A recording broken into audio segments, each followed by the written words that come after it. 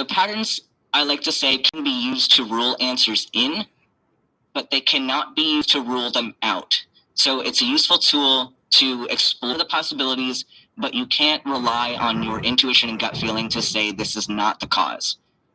So that kind of takes us into the method, and the goals of this method are, number one, to collaboratively evaluate truth claims. And this is very similar to straight epistemology in that you don't want to be their enemy. You want to be on the same side with them. People are a lot more receptive when you can collaborate and explore possibilities together. It encourages curiosity and a scientific thought process, and it can correct for bias and cognitive laziness. And then if their claim is false, we can understand why and formulate a new hypothesis. But then also, if the claim turns out to be true, you can give your discussion partner tools to effectively demonstrate their claim in other conversations. So a lot of times people will say that they strongly believe in their claim, and sure, they might have good evidence for it. They might be correct in that, but they don't always know how to communicate that in a way that is demonstrable. So this is a way that you could help them reach a better way to communicate it so that they can effectively share this with other people down the line instead of relying on poor reasoning. So this is the SOAP method, and this is essentially the exact same method that we use in diagnosis. I don't know if any of you in the audience here are pre-med students, nursing students, medical students. This is the same method, just applied to a different context. And SOAP is an acronym for subjective, which is where you describe the experience; objective, where you add objective evidence; assessment, and that's where you're going to discuss possible causes and add differentials; and then the plan is where you would determine the steps to narrow it down. So I have a little example, and this is a medical example, but then after this, we'll just kind of use this to show how the model works, and then we'll apply this to other non-medical examples.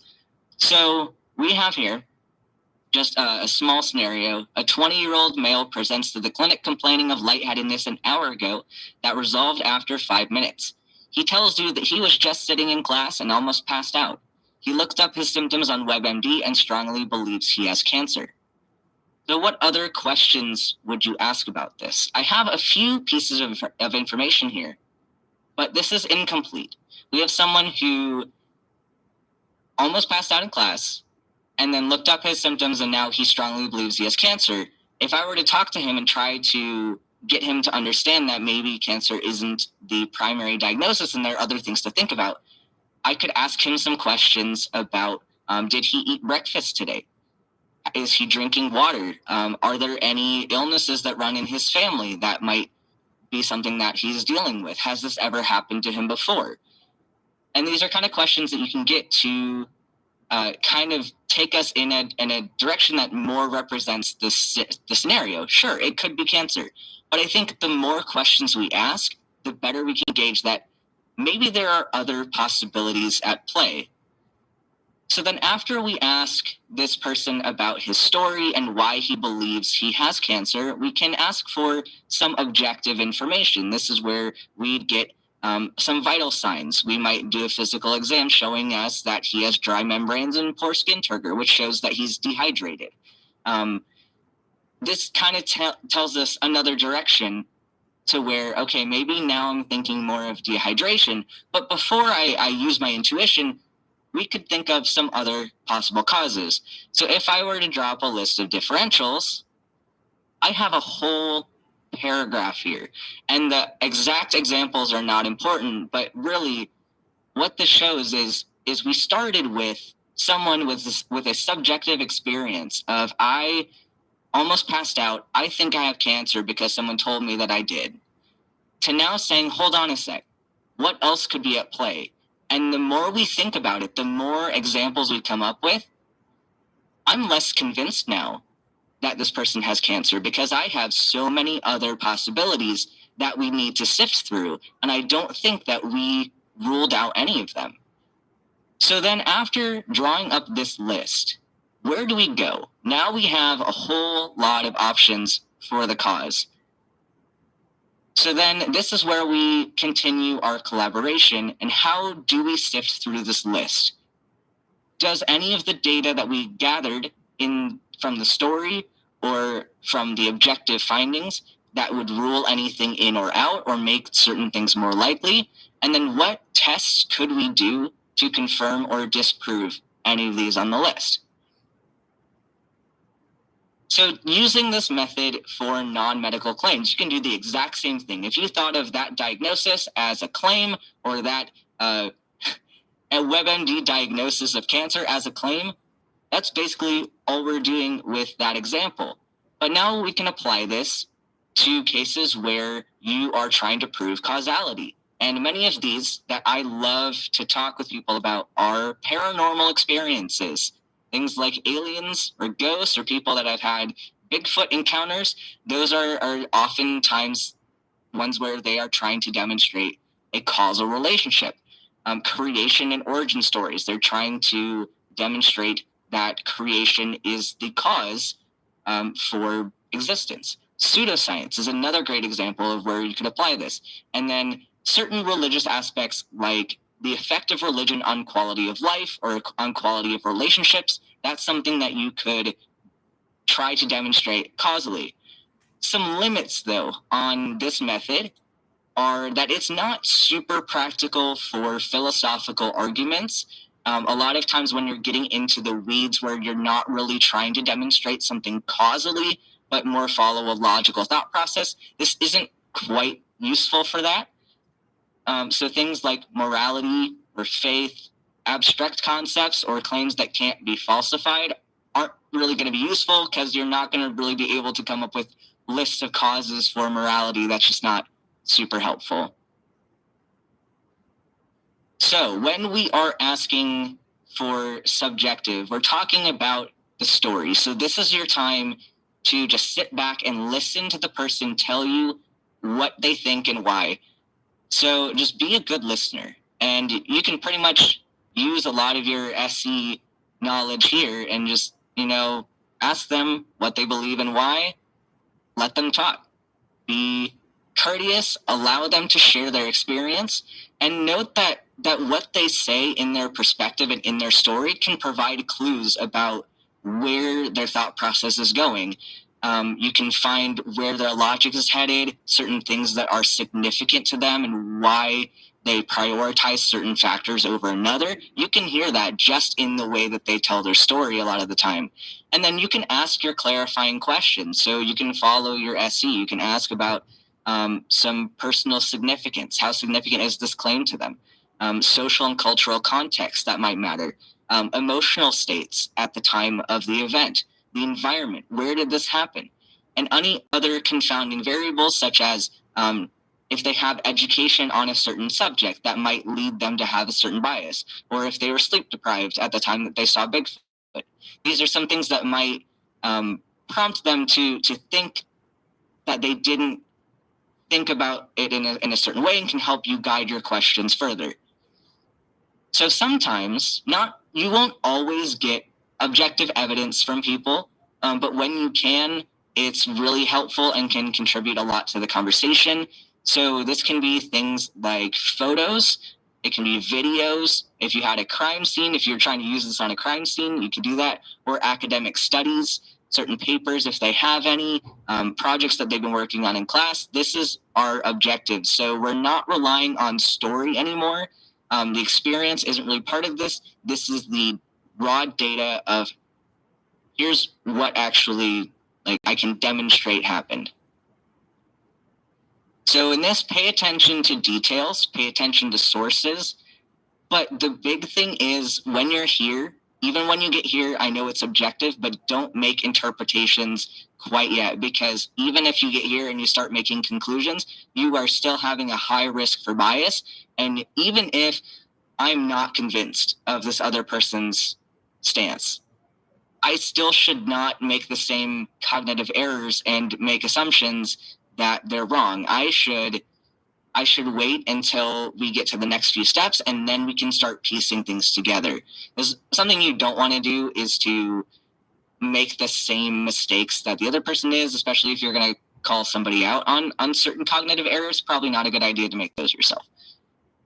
So this is where it gets fun, and you can really have a good time with the assessment. And how I do this, I've done this on a few different shows where I've just asked them, can you list out anything else that might have caused this?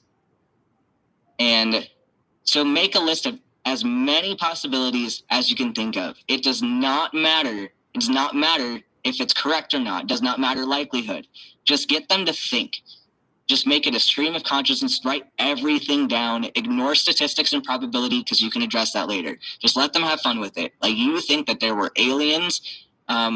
What else could it be besides aliens? Oh, it could be fairies. Okay, sure. It could be God, sure. It could be someone with a flashlight outside my window. Okay, cool. Just make a list, and then you have more things to work with. And collaborate. Make sure that you are not dominating the conversation. Sure, you can give some examples, put in your own input, but this should be a dialogue between both of you. You should definitely encourage your partner to feel safe in contributing. Let them know that any options that they give are valid at this point in time, and then you can address them later. And do it nicely. Don't be mean about it. Nobody likes to be lectured at. Just make this a safe, collaborative environment. And then afterwards, depending on how many responses you get, some people can be shy with contributing. But ask them, if you have a huge list, ask them to pick maybe the 3 most likely answers. And then you can take those 3 into the next step and figure out how you're going to address it. So the goal with the assessment step is to reduce their confidence in hasty conclusions and to prevent premature exclusion of possible answers. So you've taken what they thought was the only possibility, and now you've possibly opened them up to the idea that maybe there are more possibilities than they originally thought of. And that's the goal. So the plan. This can get a little bit intense, and not everyone's going to want to follow you into the plan. If all you get to is the assessment and getting to a point of getting them to understand that there are more possibilities, that's fine. That might be enough for a lot of people. But if you have somebody who's ready to demonstrate causality and try to figure out how we would make a study, that's essentially what we're doing. We're going to find out how we can determine which of these options is the correct one. So we're going to take our objective data, the pictures, the videos, the studies, and we can eliminate the contradictory answers. So if we have something that does not line up with our objective findings, we can probably pretty safely remove it from our options list. And you can also take into account the subjective. If something in their story doesn't line up with something in your assessment, that's fine too. You can probably, it's less likely that you'll be able to rule out something purely from subjective, but combined with the objective findings, you can cross a few of them out. And then you want to determine your independent and dependent variables. So make sure you know what is being tested, what is the question you're trying to find, and isolate that one variable. Try to not try to not bring in too many variables into the equation. Make sure you know exactly which is the thing that you're trying to test and which thing you're not trying to test. And with that, you want to define the controls. So if you are deciding that you're trying to determine the significance and the effect of prayer on recovery from pneumonia, we have some variables there. I want to control anything that is not prayer that could influence the situation. So this would be our confounders. We obviously, if we're investigating prayer only, we want to make sure that they're not doing other supportive measures, probably not doing some alternative medicine thing too, because that wouldn't, if we determine there was a significance, that might tell us that the medicine or the alternative medicine made an effect, and we can't necessarily chalk it all up to prayer. So make sure that you're isolating those.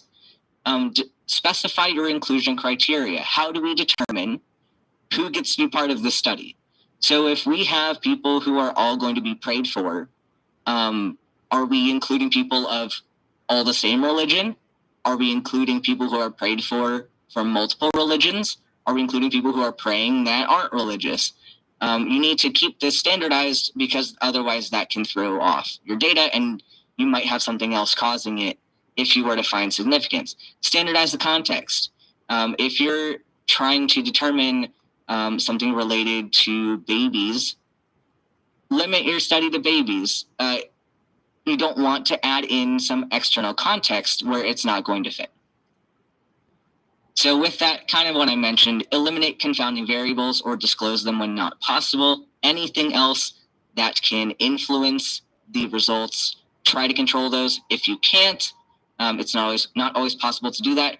At least list out where your study is limited and why you might not be able to control a variable. Figure out your study limitations. What context can this not apply to? If I studied only a population of college-age females, I probably cannot take that data and say that this applies to everybody else because I only studied it one context. So make sure that you're not extrapolating too far out. Determine your criteria for significance. What evidence going into this, what statistics, what percentage would tell me that this is significant? What would convince me that I need to reject the null and accept the alternative hypothesis? And that's a whole other conversation about stats, which we don't really need to get into today. But if someone does know stats, you can calculate those as appropriate, but not everyone's going to follow you here into the plan. But even if you can't get through the exact study methods of how you would plan out this study, at the very least, you could get them in a direction to say, how could we determine which of these is correct, figure out maybe a small test that you could do. So I know I can't really talk to all of you in the audience, but I'm going to just leave you with some scenarios for you to think about how you could use this method to approach a scenario. So let's say someone tells you that they had an alien encounter, that they saw some lights in a field near your house, and that they thought through all of the possibilities, and the only answer is a UFO, and they gave you this picture. So kind of think on your own what kind of questions you would ask, and then how you'd try to demonstrate this. What other possibilities could you see for this light in a field? And the other one for you to think of is prayer. I used this a little bit earlier, but someone who says, I know prayer works because after praying to Jesus, my headache went away. So think about those examples. And if you were all in person, I would absolutely go through these with you. But since I can't see you all, I will let you do those on your own. So thanks for listening to my talk on that. I appreciate all of your time, and I hope any of this was useful. And thanks for having me.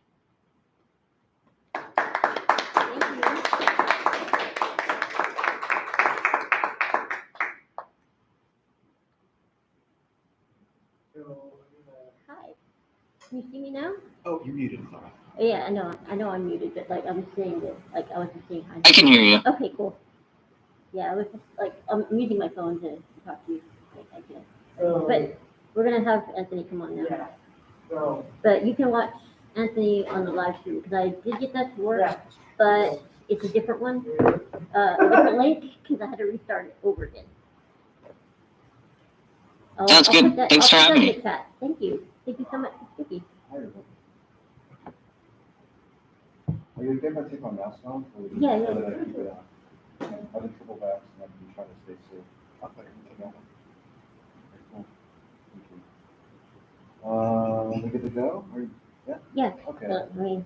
Do you still want No, I'm going to put the camera at you so you can be on the live stream. You want to put right here? Yeah, here we go. Do you want the Zoom still on here? Or do you put it off? Right there? Oh. What you could also do is have a chat. Pull up on It's a fun. Yeah, I think Maybe we it's can prop it up just a little bit Yeah. more. I put the There, link to the. there we go. I put it underneath one of the Okay, gears. cool. All right. Is it Granny okay? I think that's about as good as it's going to get. Yeah. Hi. It's nice to be here. I've spoken to well, my name is Anthony Magnabosco. Thank you, Clara, for inviting me to your group and speaking again. Yeah. This might be my 5th or 6th time I've spoken to the SSA. And I always enjoy it. I live here in San Antonio, very close by. So it's not my first time on the campus. I've been here many times. In fact, I recorded a lot of my conversations here at this very campus, flagging down students, seeing if they would be willing to come on camera and surface a claim like student Dr. Ben talked about. And many of the things that he talked about in his presentation are things that we do in street epistemology. Who here is familiar with street epistemology? Show of hands. Just from your videos. Just from the videos? Okay. I looked up some. Now, why aren't you raising your hand? I know you're familiar with Oh, it. I did. Okay. Well, it's kind of a weird term because it can give people the impression that you need to go out on the street or go to a campus and have these talks, but very few people do that. Most people who discover street epistemology and learn it are eager to use it in their daily lives, not just with strangers, and certainly not uploading examples to YouTube like me and a few other people do. But so that's the street. The street part really just kind of means casual, informal, non-serious, relaxed, ideally. And then the epistemology part refers to the theory of knowledge or the study of knowledge. But that's not even really appropriate because as we've been learning what street epistemology is and lately designing a course to teach people how to do it, we've been realizing that it's not so much about what you know, it's about why you think something is true to some high degree of confidence, usually. It's kind of a rough approximation of how we would define the term. So that's a big important distinction. When we're using SE, we're exploring how the person could be so sure that what they think is true is true. We're not evaluating whether it's true or not. It's an important distinction. We're evaluating, why are you so certain? Why are you so certain, maybe even to the point where you act out on it because you're so sure that it's true? And the goal, I guess, the main goal of an SE conversation is to help people take another look at their reasoning process. Why do you think that vaccines don't work, for example, or red cars get more speeding tickets than another, or that if you have a young child, maybe they think they suck at math or something, and they really are convinced that it's true. You can engage with them in a really friendly, civil conversation to explore their reasoning. And usually what happens when we do this is it results in people taking another look at their views. And when you can encourage people to take another look at their views, that's what usually starts the reflection process. It usually helps them gain better clarity as to what they think is true. So they may have a better concept of what it is that they think is true. And it could even start people on the path to revisiting the confidence that they placed in their claim. They may say, before this talk, I was 100% sure that I was bad at math. And now I'm actually maybe not so sure that that's the case. Maybe I'm not as bad at it as I thought that I was. And that is a cool thing. And I know I'm talking to the SSA here. This is a really fun tool, I suppose, or a useful tool when you're engaging with people who make supernatural claims. For example, they think that a God is real, that there's ghosts, or that horoscopes work, things along those lines. So there's this really broad swath of topics that you can use when you learn street epistemology. Some people even naturally do this.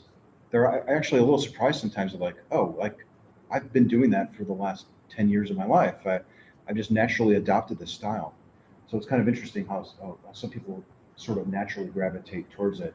And what's really cool is that what we're learning, as we've been uploading these videos to YouTube and calling it street epistemology, we've been hearing from people across the world, basically, who have adopted similar styles.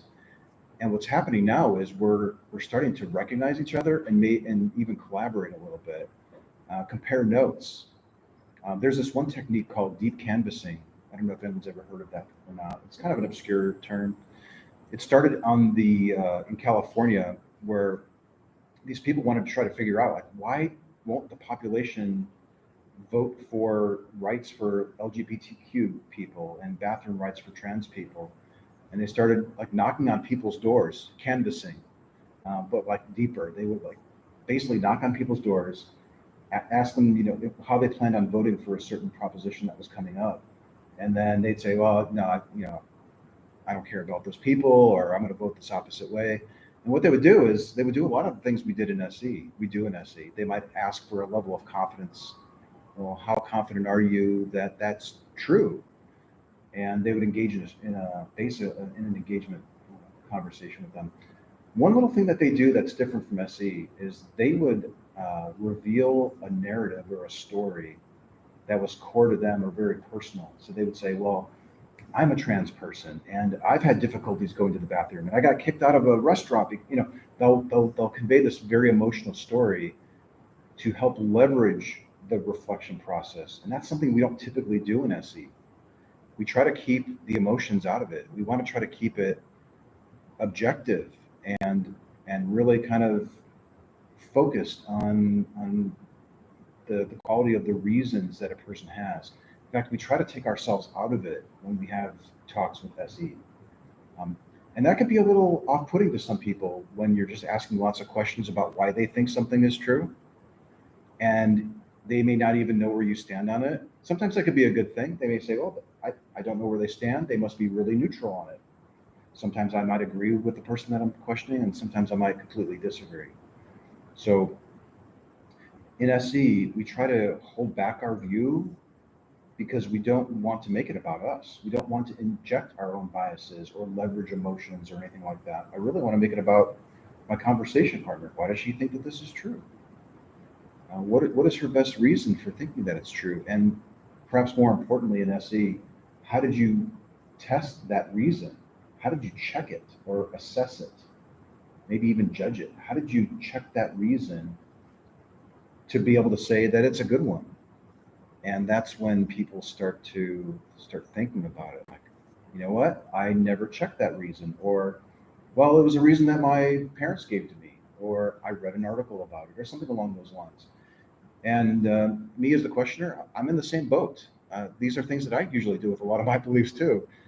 Now, I've changed a lot after I've discovered SE. This has really changed myself in the way that I engage with, not only how I engage with people about the claims that they make, but how I form and reevaluate my beliefs. So before I make a post on social media now, I ask myself, well, why do I think that? What's the biggest reason? What source did I acquire that from? Because if I post it on my social media, there's likely going to be a lot of people that will start SEing me on it, or at least asking me if they can SE me on that claim that I made. So I think it's a really useful tool, and we're trying to simplify it. And student Dr. Ben did a great job of really simplifying it down to that acronym. That I think is going to be what helps slip this type of approach into the mainstream. If we can make it a little bit easier for people to understand and use, and perhaps help people who are on the receiving end of these questions to be a little bit more comfortable with it too. Because when we engage with people where we're asking these questions, it's not the typical way that we talk with people about deeply held beliefs. Usually our mom says something, we think that it's true, and we just immediately give them facts to show that they're wrong, right? And if you've tried that, you probably notice that it doesn't often land with them. That they may even become a little bit more entrenched in their view because now they think that you are their enemy or that you have all these facts to back them up, when the very fact that you gave them may not even be a factor in why they think it's true. So what we try to do in SE is follow a sort of a procedure, I guess you could say. There's a high level procedure, but the key thing, I guess, is when you see an opportunity where you can engage with somebody about a claim that they make using an SE type of approach, is to try to be as natural and authentic as you can. Like, really try to be genuinely curious. I saw curiosity on one of Ben's slides. That's a really key part of it. Like, why are you engaging with me on this topic? They might be wondering. And you should have a good answer as to why. You could say, honestly, Mom, I think you're mistaken on it. I'm really worried about you. So you can't share your views, but it could result in some defensiveness. So just keep that in mind. But trying to be genuine with your interactions is really the key. And as I, this has been a almost a decades long process from the time that I started to the time that I'm sitting here in this chair right now. And if you watch some of my earlier examples, I didn't really know what I was doing. I read a book called A Manual for Creating Atheists that introduced this concept of using this technique with believers to help them take another look at their views. So what I did is I got my GoPro on and I went down to the Alamo and I started talking to the street preachers there, like on Saturdays and Sundays. And that didn't go very well because they were there to preach. They really weren't there to listen or to really reflect on what I was telling them. And I didn't make it easy for them either because I was arguing with them. I was cutting them off. I was interrupting them. They might say something about, well, you're just an evolutionist. And that would just trigger me because it's like, well, you don't think evolution is real? And then we'd start debating about evolution when it really had nothing to do with why they were so sure that their God was real, for example. So we've, myself included, other people around the world have been practicing this approach, using it on all different kinds of claims, and it's really caught on. I'm so tickled when I see people like Ben who see the value of it, and now he's incorporating it into his career, it looks like. I mean that just blows my mind that this could start from something so fringe, I guess, and it's really starting to catch on. And I think if we can get enough people familiar with it and comfortable enough doing it, that it could really make a difference. And all we have to do is look around at the polarization that's happening in the country and the world today. How like it seems like we're kind of on the tip here, and that worries me. And I think that this communication approach can really make a difference. If we can just get people comfortable enough doing it, that's the hurdle. And maybe the way that we've been going about doing it by just encouraging people to start a conversation with a stranger, or when they're wait for their mom to say something and then it's go time. There might be other ways to encourage people to think about how they think about their thoughts than what we do in a dialogue. And I'm starting to see some new avenues into that approach. A couple guys put together a survey. If you go to the streetepistemology.com website, there's this survey. It's like 26 questions or something, 24 questions. And essentially they're the distilled types of questions that we would ask in an SC type of conversation, but in survey form. And you can click a link, you can have 30 people simultaneously going through the survey and answering these really interesting questions like, do you care if your beliefs are true or not? And how do you think words are formed? Yeah, some people get really hung up on words and they think that words have inherent meanings, and they're not on board with the idea that humans create words. So there's these broader concepts like, do you agree that there's an objective reality and we're both in it at this moment? You'd be amazed. These are things that I didn't even think about when I started having conversations with people. I assumed people valued truth. I assumed people had good reasons for thinking that their beliefs were true. I had all these assumptions only to find out that once you start talking to people about their claim, maybe they think a God is real, and then you're 30 minutes into it only to realize that they don't even care if they have evidence to support their belief. Now, this is not every theist. There are some theists that think they have great evidence for their views, but that was a real eye-opener. Like, oh man, we humans, we make all these assumptions about how other people think about these core concepts, and we are largely talking past each other in almost every instance. So we try to alleviate that when we're engaging with people with SE. I mentioned how you could talk about any claim, but one of the first things you might want to ask is, as they reveal their claim, it's probably a good idea to start working on some definitions. Which God specifically are we talking about here that you think is real? Or when you say faith, like the reason why you think it's true is because of faith. Well, how are you defining the word? You'll get a whole wide variety of different definitions. And just because you think it's this one definition, because it might say it in this holy book, it's not necessarily the definition that they're using. So don't make any assumptions, ask. So that's such a big part of SE, is that we like to ask really thoughtful, sincere, ideally sincere questions, not questions to trap people or to trick them, but to really understand how they're thinking about it and why they think it's so true. And working with them, there's a collaborative process. Again, I'll go back to Dr. Ben's slides. We want to be working together with our conversation partner as much as possible. And that can be really tough to do if they're a Trump supporter, right? And they're going on about MAGA and they have a, let's go Brandon t-shirt or whatever. Like, that's so upsetting when you encounter it, because it's like, oh, that's the stereotype and that's the exact person, that's the problem. And you just want to start battling them. But I would urge you to try to remind yourself that people are forming beliefs because of the stimuli that they encounter. And we do the exact same thing. And they're likely looking at us with our rainbow colored hair or the kind of shirt that we might be wearing and thinking the exact same thing. So if you can manage to set aside your anger, your hostility towards people, especially the people that we disagree with, then more than likely you're going to make some really good progress right off the bat. Especially if you're talking about a difficult topic and you disagree with them, but you're being cordial. That is huge. A lot of people are not used to that. We're not used to that either, right? When we talk to people who we disagree with, usually they want to slam us with facts and tell us that we're stupid or dumb or whatever. But if you can manage to kind of set aside your anger, as about to swallow it, it's just like, okay, I'm going to get mad afterwards, but right now there's a human in front of me, and she has these views, and she likely encountered them through the course of her life, and maybe hasn't really given them much thought. If you can put yourself in that mind frame just for 5 minutes and have a talk with somebody, you're going to probably help them take another look at their views, which is exactly what we're trying to do with SE. Even if people have really thought out their reasons and they have great evidence and they're experts in their field, it's still valuable to engage with SE, because an expert, even in the process of explaining to you why they've done all this research to back up their view, a really simple question could help them realize that the way that they're explaining it is confusing.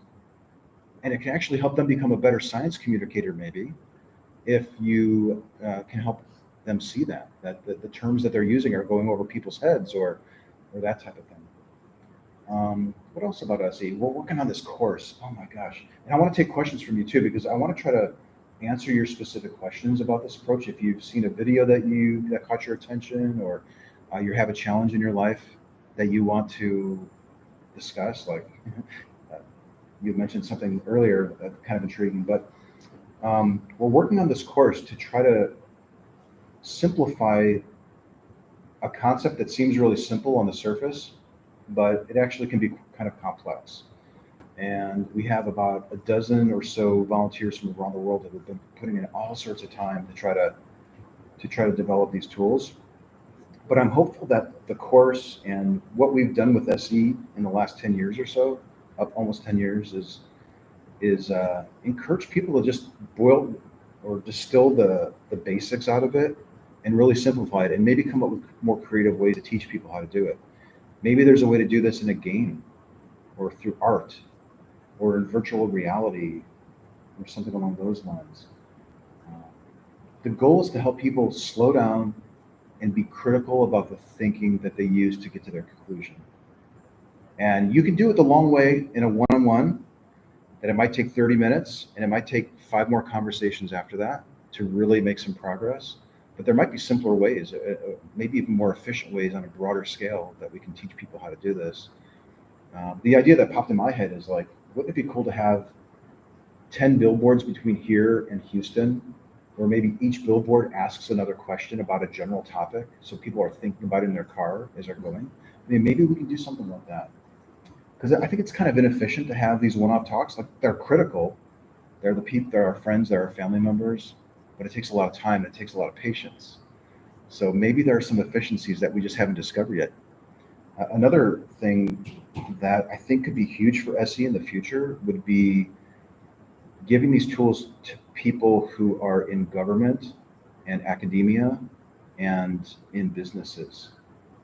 Conceivably, and this is why the course is so important, because I think we're going to start developing materials that will help other people. But I could see a day where there might be consultants going to businesses and teaching their HR department on how to resolve conflicts, or sitting down with the CEOs and giving them these tools so that they can be a little more careful in their thinking. Why did you decide to put that warehouse over there? You plan on sinking a lot of money into it. Can we walk through your reasoning process? It could really just blow the doors open on this approach, I think, other than what we've been doing. SE started with atheists, started talking with street preachers, and uploading videos, and I don't think it should stay there. I think it really has to broaden out. But let's see.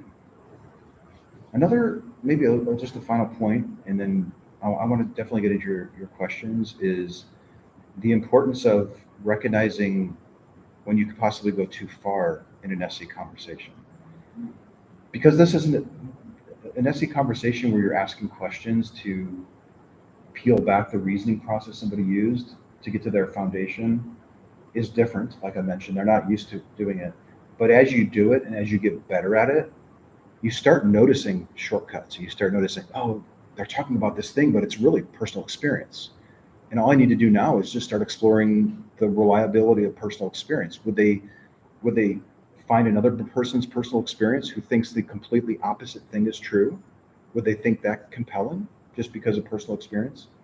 So you start noticing shortcuts, but you can actually move a little bit too fast with people sometimes on these beliefs, especially if they're central to a person's identity, or they can lose stature in their tribes if they start to doubt this stuff. And recognizing the seriousness of some of these conversations and the impact it can have on people is something that we didn't really give much thought to in the early years. I would say for maybe 2016, 2017 on, we've been increasingly more concerned about that and checking in with people, or even before we start. May I get your permission to explore this claim that you have before we get into it? Is that okay? Getting a little bit of buy-in or consent, and maybe even checking in, maybe 5 or 10 minutes into it. If you notice that they're becoming a little bit kind of close, they're kind of shutting down, and you're seeing these long, thoughtful moments, recognizing, if I ask 5 more questions, they're going to really start to question this belief. You might want to ask yourself, like, why do I want to do that? Am I going to be around for them if they start to doubt and to question this thing? Right? What's my obligation as a questioner before I start engaging with them further on this belief? Can I be there for them if they start to doubt? So these are all things that we've been increasingly learning from posting the examples and listening to criticisms of this approach, and trying to make it a little bit more compassionate, maybe a little bit more ethical along the way. Which is a little funny, because normally we hear people just tell us things and they don't give us those considerations. Our parents tell us something because they think that it's true, or they think it's going to help us get through a difficult time. And it's kind of maybe a little funny that when we're debating with somebody, we often we don't really consider, if I debate with this person and they change their mind, what's my obligation here? We don't usually think about that. Maybe we should. I don't know. But with SE, we're really trying to kind of keep those things in mind. I really want to hear your questions, so maybe just raise your hand. I'll repeat it back just for the camera here. Yeah. Hi, everybody. And are we still streaming? Yes, we are. So, right. Well, I have 2 things. One, a note on that. I developed this whenever I first started learning SE, and really started getting more interested and more in depth on religious belief and why people believe. I was talking to, it was in high school, I think, senior year, I was talking to someone, and then we somehow got on the topic of religion. There were 2 friends. One of them was really adverse to it, and the other one, he said he was an atheist before, but reconverted. Adverse to the questioning, or what? Well, adverse to my atheism. And he was like, "You're an atheist, you know that." So I debated with him, but his friend, he told me about his personal experience, and like he was suicidal, and the only thing that sort of kept him from killing himself was religion. And so from that point on, I made a resolution to myself that that would be my first and foremost thing.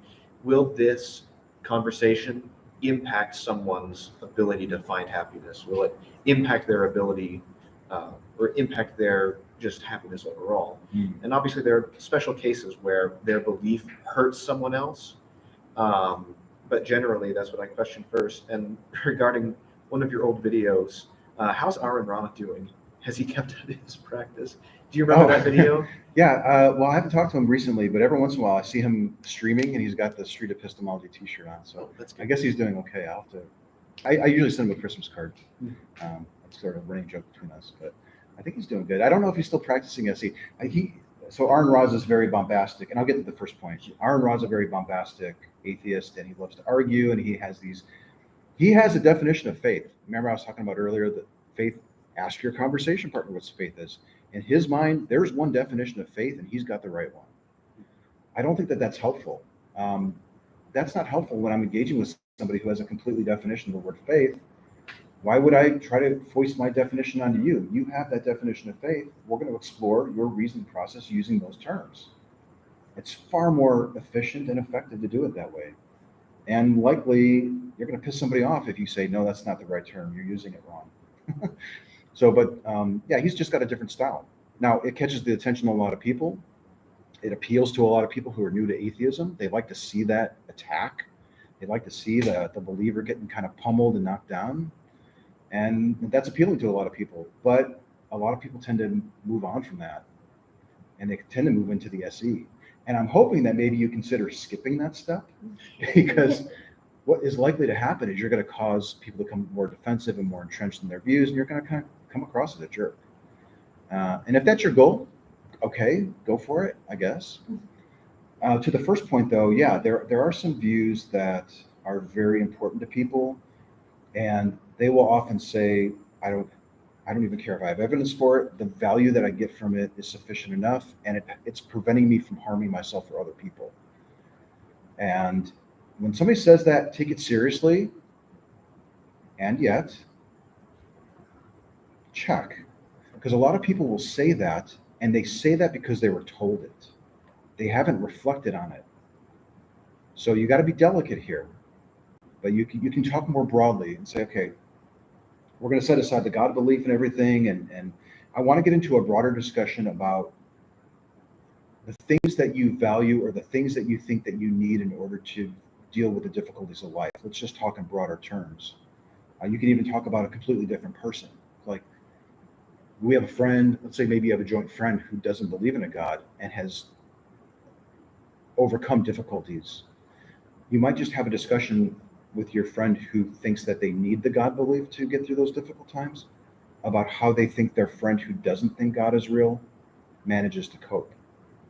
So the pressure is not on your friend who needs the belief, but they're now thinking about somebody else.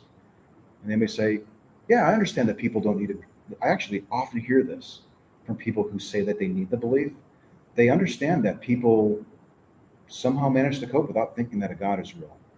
And you can ask them, well, what do you think? How do you think they're doing it? And as they start explaining how they think this person is doing it, they're probably offering or considering really good reasons that they might entertain themselves. But that's when the red flag goes up. Like, that's when you should check in. You should say, like, do you want to continue this talk? In fact, I had a talk a few months ago with an ex-Mormon, and it was in Utah, and he's still a Christian. And he basically said that, what did he say now? It was something along those lines. Like, he was really afraid that he would harm himself if he didn't have the belief. And I ended the talk because it seemed like he was really, like, it was one of those situations where I thought, I'm not going to challenge it, especially with the cameras going on, and there's this pressure to showcase the method. And I was like, I'm just ending it. I don't think it's a good time. Now, we kept in touch, right? There's other opportunities to revisit those things if need be, but that's where I think that survey can come in handy. The survey is really cool because you're no longer talking about a specific belief that gives a person value, but you're talking about these broader concepts. And maybe somebody can pull up the survey and we can read some of the questions. But if you go to streetepistemology.com, and you'll have to click a link, I think, in order to start the survey. But just look at some of the questions. These are wonderful questions to ask people where you're not even talking about a sensitive claim that's tied to their identity. You're having a broader discussion about how they reason about their own thinking to the standards that they have. And it could be really useful. The interactive SE survey, right? Yeah. Where's that? It's under, I think it's under, I have it pulled up. it's under resources. You Yeah, might have I to have scroll it down a pulled little up. bit. It says like the SE survey. I'm just Can you read just maybe a couple questions? I'm gonna give, and I'm just gonna call this sample for the nickname. Okay. So that way it's easy to go. This is really neat because he could be pulling up So the it survey. says here, share the link with others that help them fill the survey out with you. So theoretically, this link could be shared with this entire room, and we can be going through the survey together. And we're not even talking about sensitive claims that are tied to people's identities. We're talking about reasoning processes, and it's really neat. So it's divided into sections. First section is what is true. Yeah. And one of the questions is, I'm just gonna pull number one. A statement is true when it corresponds to reality. And then it's agree or disagree. So the very first question is one of the most important one. Yeah, a statement is true when it corresponds to reality. And it's a range from strongly disagree to strongly agree, right? Yeah, 1 to 5. So Yeah. 1 means strongly agree, 5 means strongly. Okay. And you can have two people in a room that wildly differ on that. And if you do, that's where you stop. And this happens in conversation too. If I value truth and I'm willing to pay the cost and get rid of a belief, even if it means like completely upheaval to my life. Not everyone's on board with that, but knowing that is so crucial because then you can meet your conversation partner where they're at. So rather than talking about their belief, you can have this meta discussion about truth and the importance of believing true things or the downsides of not striving to align your beliefs with the truth. That was something that I didn't really even think of back in 2014 when I started going out and having talks with people. I assumed everyone valued truth over comfort, and not everyone does. So that's a really good example of an assumption that we try to make. Questions? I have a couple questions. Yeah. I had already written down some, but you just made me think of another one, so I'll ask that first. So my dad was a minister, and I was told lots of times to read C.S. Lewis's tape letters. I don't know if you guys know that. But it's a thing, an argument I hear all the time, and I felt the argument when I was still Christian. Well, the devil's making you question this. So you just like logical, and I honestly wanted the truth, and I thought I had the truth. I wasn't trying to escape from the truth, or I would have. You value the truth, I but value the truth for sure. I would give up anything for the truth, but I thought they were deceiving me. Because that's what I was brainwashed. I thought, oh, you're lying to me by making me think that I don't have the truth. I was going this whole like circular argument. I didn't realize because right, when you start questioning. So I was wondering, so I overcame that myself. But it's hard because whenever I start asking people, well, why do you do that? Well, why? Well, why? They always come down to the exact same thing. Well, and it's the same thing that I had. Well, you're like, not that I'm literally the devil, but the devil has you, because they literally think of that. And like you, if I don't believe this, now I'm going down that. I'm not explaining it very well, but you'll know what I'm talking about. I think, yes. I've had conversations along that very lines where people think doubt is of the devil. Yeah. That questioning is bad. And I had there's a video on my channel. I think it's called Doubt. It's fear-based. It is. Right? Well, you don't know. You have to ask them. You can't assume that. Well, it was for me, because I was afraid, not that I was afraid like the person I was talking to was the devil, but I was afraid that if I allowed that thinking, that it's like doing drugs, like, oh, I'm going to instantly be addicted or something, or I'll go down that path and I won't be able to recognize what's true or not true. And so, yeah, I think there's a lot of fear in the that people have, and that's why, and I don't understand how anyone would not check mark, yes, they want the truth. But they think that they have the truth, right? And when you start telling them, asking them logical statements, they shut down because, like you said, they're not ready to overcome their fear. And so they'll just make any excuses at all because they're just afraid. Not that they don't want the truth, they do want the truth, but they're scared of the truth, I feel like. So I'm not sure how to overcome that, besides just leaving them alone and trying again on a different day. I have some ideas, but did you want to add to that? Yeah, well, my experience, well, there's two aspects. I think there's one when it comes to the positive reinforcement and negative reinforcement with Christianity, like the heaven and hell. And like you said, with fear, that's a driving thing. And in my experience, it's very rare that someone really appeals to the, well, it's God, so I must be right. Well, how do I word this? I have it differently in my mind. But I think more often it's the second thing I thought of, is that people don't like to be wrong. It's not, well, especially with Christianity, there is the fear of hell and the fear of being tempted. But I think in regard to most beliefs, people just don't like being wrong. With politics, even with basic facts, if you bring up something that contradicts what they already believe or a fact that they thought they already knew, I think that asking difficult questions sort of challenges their ability to think. And I think some people can find that threatening. Yeah. What I find interesting, I appreciate your feedback on that, your ideas.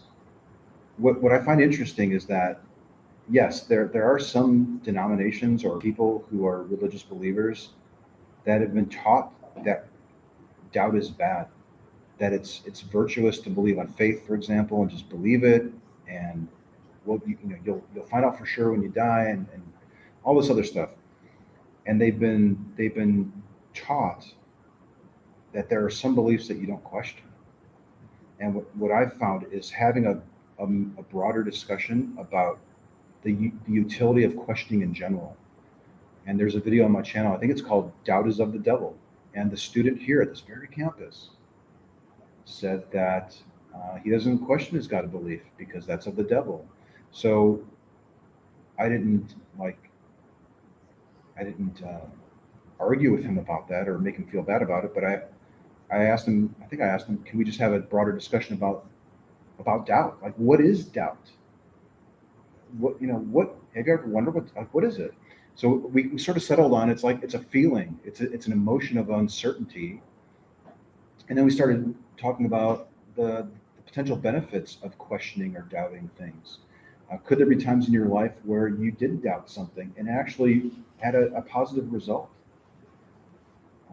Even though you didn't want to doubt it or it was uncomfortable to doubt it, and you really kind of had to think things through, and maybe you lost a friend over or whatever, there may have been a cost associated with it, but in the end, maybe it was actually a good thing. And by the end of that conversation, I think he started verbalizing that, yeah, maybe it's not a bad idea to question it.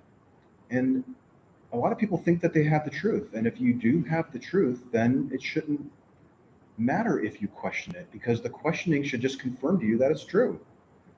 So sometimes, but saying all that stuff to somebody isn't going to help. You have to engage with them. There's like a shortcut. Like, you can ask these questions really quickly, but they don't tend to resonate and land with people unless you do the work, which is explaining your goals, getting consent, building some rapport, like genuine rapport, not just fake. Genuine rapport. I'm baffled why you think that this is true and that you want to go to Dallas because you think JFK has come back from the dead and you think QAnon is a thing. That's fascinating to me, because you have this house and these cars and kids and you're so accomplished. Like, you can lay everything out and be really honest with people, but you have to build a relationship and listen to them and go with their definitions of words, like we talked about. Figure out the biggest reasons why, and then you start asking the questions. So it's tough because it's so easy to form a belief that's likely not true, but it takes so long to reconsider it, to get to the state where you're comfortable reconsidering it, especially if you're raised in an environment where where questioning is discouraged, or you're threatened with eternal hellfire for questioning a core belief. Not to mention getting kicked out of your house or something along those lines. So like these beliefs are insidious, and it's so tempting as non-believers to just, and we're usually pretty empathetic, like, oh, but you're so much better than this. That stuff isn't true. That as much as you want to do that, you have to resist it because it likely won't help them. They may not be ready for it yet. They have to reason to that themselves. And the only way that you can do that is to go the long road and follow the steps that we see in the SOAP model that Ben outlined, or the SE model, or some variation of deep canvassing. There's a book coming out in June called it's called How Minds Change, and it's written by David McRaney. And he talks about, he actually mentioned, there's a whole chapter on street epistemology there. There's a chapter on deep canvassing. I think he might mention some, I don't know if he mentioned psychotherapy techniques, but they're very similar to what we do in SE. If you've ever gone to therapy, or you're studying to be a therapist and you're taking psychology classes, when you start watching SE conversations, they're very similar. They're calm, they're relaxed, they're reflective. I'm listening to what you're saying, I'm bouncing it back to you so that you can hear it. But a lot of people, Aaron comes to mind, a lot of people don't have the temperament for it. So you can be your own worst enemy in these engagements. So you have to recognize that. And be like, okay, like, I'm probably not the best person to talk with my mom about QAnon, because I will just get upset and yell at her. And that's what we've always done, and that's what she's expecting. But maybe my friend who comes over can start engaging with her using these questions, right? So What was the name of the book you just mentioned? it's called How Minds Change. Yeah, it'll be out in June. It'll take me that long to even start. Okay. And I also have another book. Is it still in the audience? Oh no, keep it. I want you to keep it. No, I can get it. I've got 4 or 5 more. Okay. Yeah, please. It's called The Scout Mindset, and it's by Julia Galef, and it's largely around the same lines. There's soldiers like Aaron. Aaron is a soldier. He's there to battle. He's there to destroy. He's there to embarrass.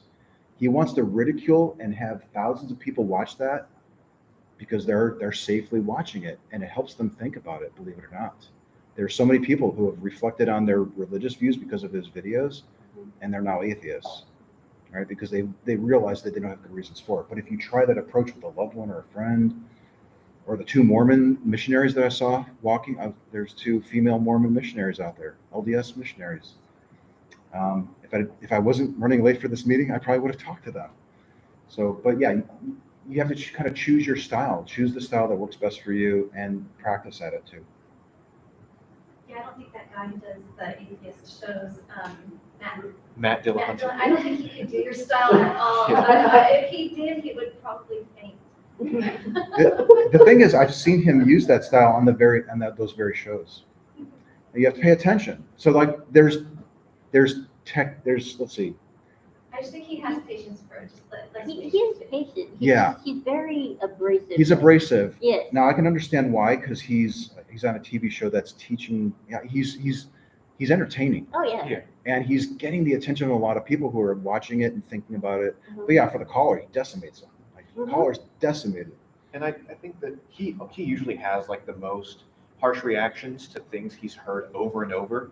And I can imagine for being on a talk show for so long and hearing the same things over and over, you get mad at those. Right. But right. yeah, he is very patient with new perspectives, and it's really nice to see. What I've noticed with Matt or the other hosts of shows like that, even Aaron, it's all about how you approach them.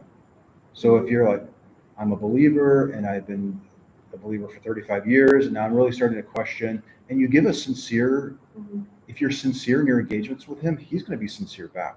Yeah. But if you're trolling, or you're just coming up with these off the wall things, or yes, if you're giving arguments that he's heard a million times. Doing a script. He hates that. Oh yeah. Yeah.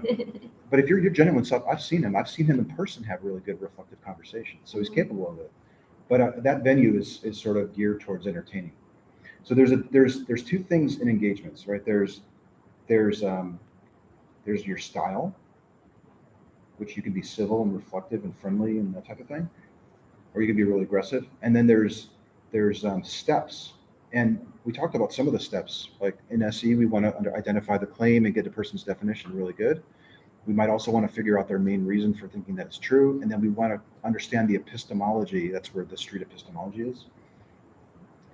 The epistemology in SE refers to the manner with which you weighted the quality of your reasons that you think that this is true. So if you picture a scale and think about, you take a reason. My reason is this personal experience that you had, and you stick it on the scale. And we want to look and see what effect that has on your scale of confidence. And that's what we're doing in SE. We're looking at a person's weighting scale of their reasons through a dialectical. And if I could just finish this point. That's what we're doing with SE. But I've seen people on shows like that get to that. They're reaching the epistemology. Listen very closely, even in an argumentative style, like you might see on shows like AXP.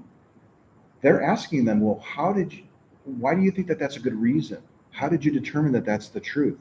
They're asking epistemology type of questions in those engagements, but they're doing it in a more entertaining and in your face kind of style. Yeah. Another question I had was, well, in psychology, we were taught that, and I've seen this a little bit in real life, we're taught that once you make a claim, even if you realize you're wrong, because like what you said, people don't want to be wrong, you're going to keep on defending it stronger than if you hadn't made that claim in the first place. So that's why I was thinking, when you're starting out your conversations, asking them, the first thing you're doing is asking them, how sure are you? Well, if they say, oh, I'm 100% sure, well, now when they start questioning, just the fact that they said they were that sure, it might make them more stubborn. That's a good point. Whereas I'm worried, like maybe it would be better to not even ask them how sure they are, so just to not give them that feeling that, oh, now you have to defend yourself. Good point. Is that anchoring bias? There's some phenomena where. I think it's better to backfire. Yeah. That's if you're trying to attack that. Yeah, I think that's a good point. Like, so yes, in the act of identifying the claim, they're now they put themselves out there, and now maybe they're going to fight to defend it. Yeah. So sometimes you can. There are people who are experimenting with SE where they don't even reveal the claim. They're like, think of something that you think is true, and then don't tell me. And then give me your biggest reason for thinking that it's true, and let's talk about your reasons and your methods for verifying the quality of that reason. And I've seen a few examples, and it's kind of challenging for people to talk about those other things without the claim, but there might be some value to it. And one thing that I've done is I've experimented with saying, like, before you give me your level of confidence, which is completely optional to begin with, you don't even have to do this, but please don't feel like you have to give me a reason, please don't think that you have to give me a confidence level because you think that you're obligated to say it. Like, just it's okay to be unsure about things, I think.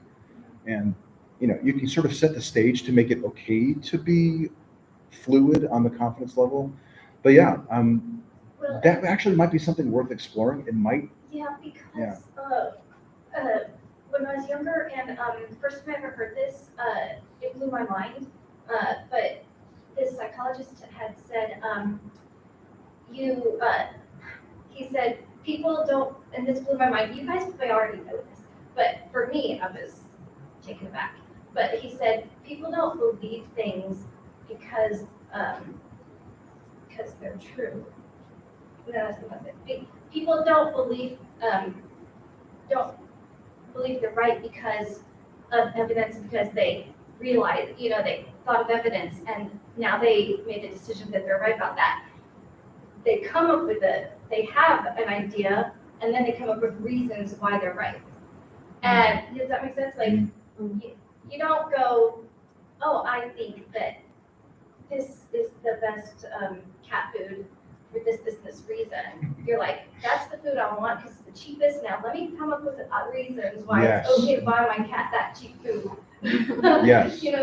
I'm going to try to validate my opinion, and I never realized I even did that. And then I was like, do I do that? And I realized a lot of people are coming at it backwards. Mm. you know, and so that's why I don't want to make it even harder for them to change their mind Yes. by making them state a claim and feel like they have to defend it. But I was wondering if it might be better when you say, would you like to talk about something, or you have a friend who already says something you disagree with, you know, they're religious, and you say, well, why do you believe in God? And they say, well, you know, when they just say, yeah, I believe this, I wonder if it would be better, instead of saying, how strongly do you believe that, to say, well, what if I disagree? Is that going to be okay with you? Like, if I disagree, what would you think of that? And so then they're having to come up with reasons why I might be wrong, instead of defending why they're right. Yeah. Okay, so you said some really interesting things there that I want to make sure I get to all of them. Regarding, first of all, going back, the revealing of a claim, we talked about how it could result in some anchoring bias. I think that could possibly apply to anything that they say. So the revealing of the claim, or the confidence, or the reason, or the epistemology that they're using, the fact that they're verbalizing could cause them to adhere to it. So it's not just a claim. Actually, I think that's a liability for all the things, but they have to verbalize what it is, how they think about their beliefs. Regarding the reasons, you had said something like, people might just be coming up with a reason. They didn't necessarily maybe even think about it all that much. They realize they have a claim. They realize they really think it's true, and now they're coming up with a reason on the spot. And some people have pointed to that and said, and to sort of diminish the whole project of SE because of that. And my view is, whether you have a really well thought out reason or you came up with one on the spot, that's the thing that you're pointing to say why you believe it, right? So it almost doesn't matter, but it's helpful to confirm that it's an impactful reason on a person's confidence. So we try to do something called the real reason test. So whether it's something they came up with on the fly about cat food, or it's something that they really researched, you can ask them, if we discover together that that's not a good reason anymore, to your satisfaction, not mine, would it have any impact whatsoever on your overall confidence that your belief is true? And if they confirm that yes, it would, then you know that you're talking about a reason that impacts their confidence, whether it was something that they came up with, whether it was something that was really well thought out. And then what's the other thing? What was the last thing you were talking about? I wanted to touch on that. Oh, it was so good. Like flipping the script instead of saying. Oh, yeah, that's right. Yeah. Oh, yes. Okay. Can you And summarize the it? reason I say that is because lots of people, because I just, I say recently, but it was really more like 7 years ago, realized that I couldn't believe what I believed anymore. Maybe more like 8 or 9. Every year it keeps changing. So, but people that I know knew me when I was Christian, right? So and not everybody realized, because I didn't like go around making announcements. Hello, I don't believe this anymore, you know. So people in just conversation, they'll be like, "Don't you believe in this?" And I'm like, "No, not anymore." And so they say, "Well, why?" And whenever I say, "Well, my dad died," and then that made me wonder where he was. And so I started wondering, because I don't want to believe where he is. I want to know where he is. So I'm like asking questions now. Now it's important. Okay. You know? Well, they never question me too much. They realize, oh, well, she's got a good reason. You know? Uh-huh. And so, like, I put the conversation on me instead of, so now they don't have to, like, defend their position. You know, like. Okay. And when you were saying that, you reminded me of I guess somewhat related to what you were just saying, is this idea of sharing your view when you disagree with them. I'm of two minds on this. Okay, you can share your view with somebody. Let's say that they're a believer. This is the SSA, so we'll talk about God. They think God is real. I don't.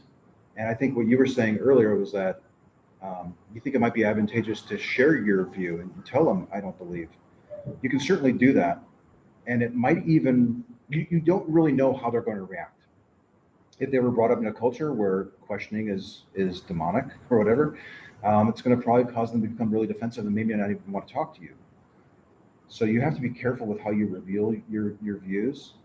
The same thing with reasons. You might give a reason why you don't think these things are true. And what you've just signaled to them is now they're going to convince you why that's a bad reason. And it's not the reason why they think their belief is true. I can't tell you how many times a theist would recommend a book for me to read because they were told that this is the book that you give atheists, but they've never read it. And I basically would ask them, well, was this book useful for you in arriving at your conclusion? And if they say, no, I never read it, or I skimmed it, but no, the book is great and everything, but it was this personal experience that I had.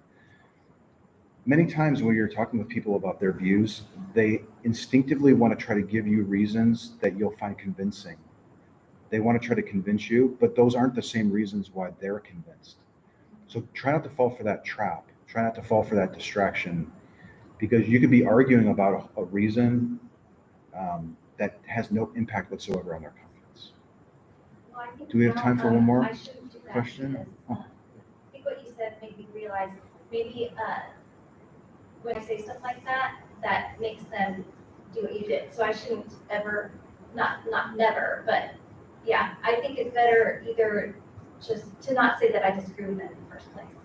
Yeah, some people will avoid language that could trigger theists. Like they may say, well, I just don't believe, or I'm agnostic about it, or I'm a free thinker. They try to avoid even the atheist label because there are some people who are so upset with that, or they have a stigma associated. There's a stigma associated with it in their mind or whatever.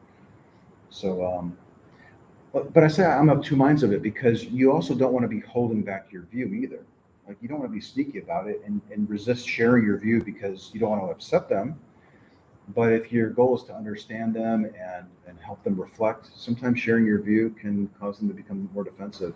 But I've had situations where I've revealed that I don't believe to a theist, and they've opened up even more because maybe they were questioning more than they let on, or they have friends that are atheists and they're not as triggered by atheists as you might expect that they are. But you just kind of have to feel people out and use your best judgment at the time. But just be aware of the potential outcomes that can happen when you do that. Did you have any questions for me? It's not actually a question, just an experience I have. Because the religious people are not like actually come from my family. I feel like I'm the only atheist in the family. So it's pretty hard for me to be in these type of conversations with them. Yeah. Because we're so close that we can get actually pretty upset with each other, especially with my mom. Of course. And of course, from my culture too, an Asian culture, we have to like pay respect to our parents and stuff. So I think I tried to use this style of conversation with them before, but it never worked out for me. It's pretty hard for me to. Thank you for sharing that. So I'll just repeat it. So you've tried using this approach in the past with your parents, and there's some cultural differences where there's an assumption of respect or an expectation of respect for elders and that type of thing. And it can be really tough to use a questioning approach. Let me ask you, is it only on certain topics, or is it any type of claim that they make? Like if they made a claim that was really benign, like the shop down the street closes at 8:00, could you still challenge them with questions on that, or is even that off limits? I think for like normal topics, it's not a big deal, but when it comes to their religion, Okay. it gets pretty heated. Okay, so it's not a problem with normal topics, but on the religious ones, yeah. That's pretty typical. Even in, I would say maybe in other cultures, I would say there are some beliefs that are just sort of hot button topics, whether it's religion or politics. And so this is the $1 million question. Well, there's a couple $1 million questions in SE. Number one of them is, does it work? Like, is it effective? Does it do anything? And we formed a nonprofit to study SE, and we have people reaching out to us that want to study it. But another question is, how do I start this conversation in the first place? Because of the cultural differences, or deferring to adults, or because it's weird to ask more than 3 questions in a row, sort of in a regimented way. The survey is one possibility. It might be amazing to pull up the survey with your family if they're in the right mood, everyone's feeling good and that they're not rushed. And this guy came and spoke to my class and introduced me to the survey. There's 24 questions here. Can we do the first 5 together and just see how it goes? And you're not even talking about triggering claims. You're talking about how they think about their thoughts, how they reason. You're asking them to contemplate about how they reason about things. And that alone could be just so mind-blowing for people. And if you do that enough, if you sort of create an environment where people are just reflecting about things, then my view is that they're going to probably start using it personally on those deeper beliefs. And that's really what you want. We're the best judges of our own reasoning. Well, that's actually, we're kind of sloppy at our own reasoning. But if you can encourage at least people to start thinking about it and being comfortable with it, then maybe they'll start being more comfortable with other people doing it with them. Yeah. Thank you for sharing that. Because that's a really common thing with SE is I've watched all the videos and I've tried it and it blew up in my face. I had a conversation here with a guy. He tried it with his wife, and she was like, "You're manipulating me. What are you doing?" It could really cause problems for relationships if you're not careful with it. So it's challenging, and we're trying to figure out a way around those challenges and try to develop tools to make it a little bit less threatening for people to do it. Yeah. I think also another thing to consider is like essentially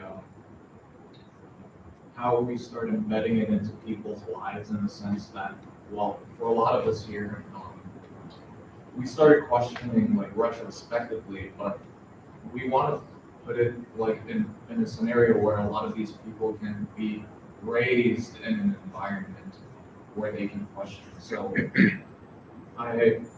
we talk about engaging SE in some manner with our family members.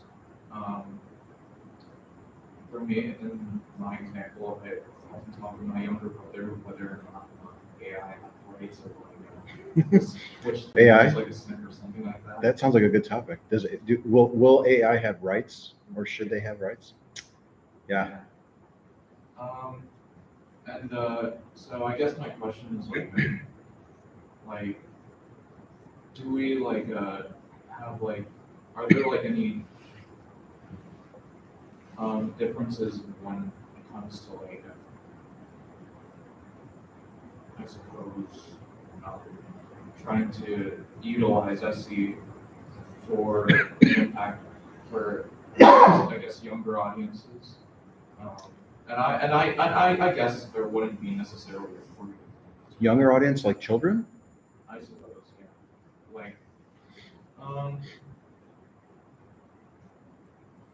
I mean, I guess it would take a while before it would be put into the classroom. Yeah, just. There's a video on YouTube.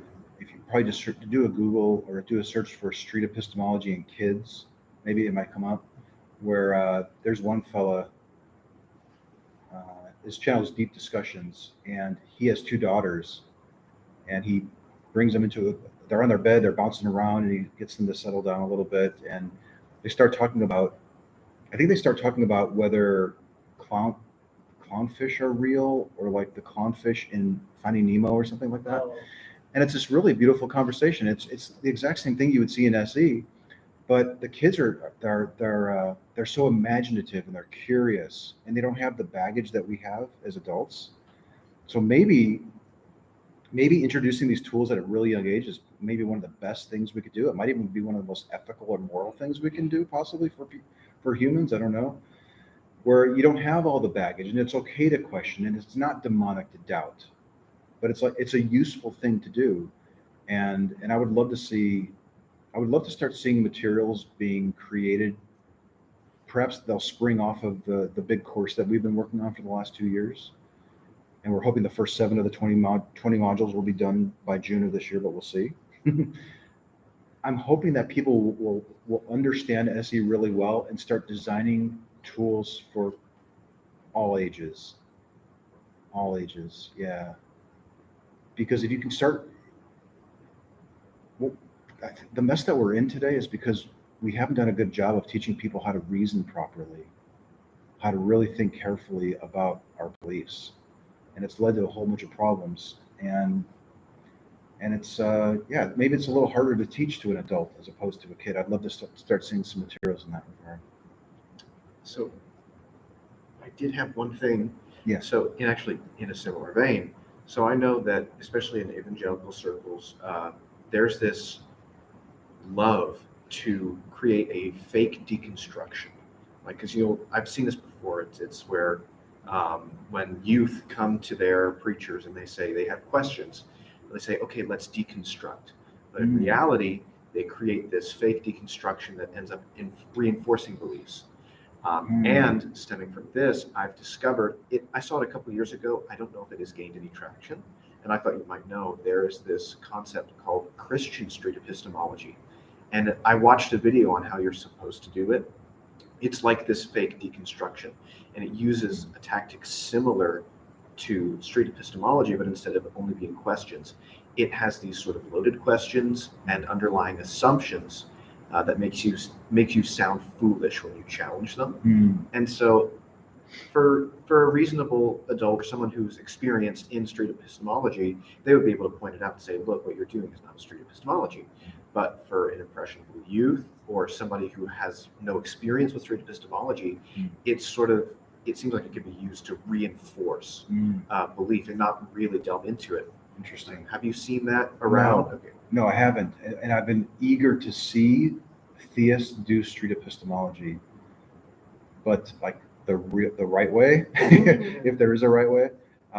Loaded and leading questions are problematic. I don't want to load or lead you to my conclusion when I'm doing SE. I want to understand how you got to yours.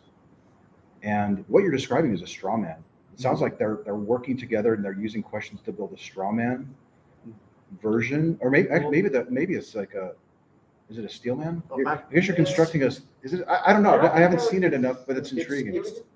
It's not really an argument against atheism as much as it's reusing tired arguments for God or for a specific religion. Oh. And so So it was the one about Pascal's wager. Did Pascal's wager come in? I think it came in at some point. Because about 4 years ago, there was a fellow who is a theist. He's an apologist, and we're friends. I haven't talked to him in a while.